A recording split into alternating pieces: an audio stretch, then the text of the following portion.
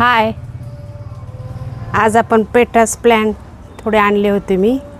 ती कसं लावायचं सांगते तुम्हाला. आधी काळी माती घेतली, ह्याच्यात मी कोकोपीट पहिलेच मिसळलेलं आहे. तर ह्याच्यामध्ये थोडंसं ही फंगसची पावडर आहे, ती टाकावंच लागते आपल्याला. आपण काय करतो, झाड आणलं नर्सरीतून की डायरेक्ट टाकतो, पण तेवढी काळजी घेत नाहीत म्हणून मग ते जळते.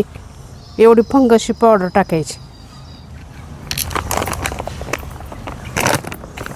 कुठे भेटते, आपले फवारणीचे औषध असतात ना, तिथं भेटते. हे ते टाकायचं. पण हे खत आहे न काय कंपोस्टचं, ते एक टाकून द्यायचं. मला तुम्हाला दाखव.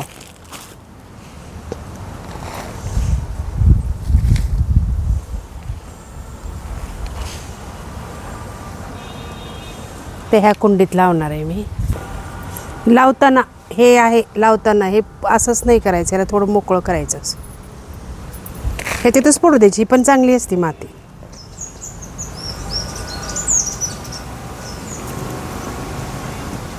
हे बघा, हे आता तुम्ही काय करता मग, हे दिसते की नाही प्लॅस्टिकचं, हे ह्याच्याच लावतात तुम्ही. हे तसं नाही करायचं, हे कट करायचं कात्रीनं. दिसते की नाही पांढरी बास्केट, हे पूर्ण कट करून टाकायचं मोकळं.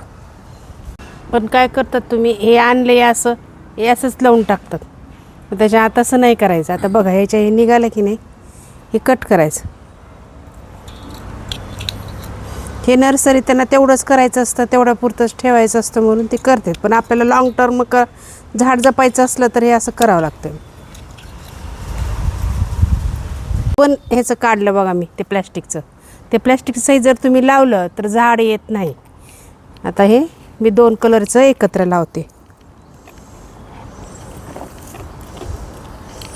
हे पिंक आहे आणि थोडंसं रेड आहे. हे झाड खूप नाजूक असतं आणि ह्याला पावसाळ्यातच फुलं येतात 3 ते 4 महिने.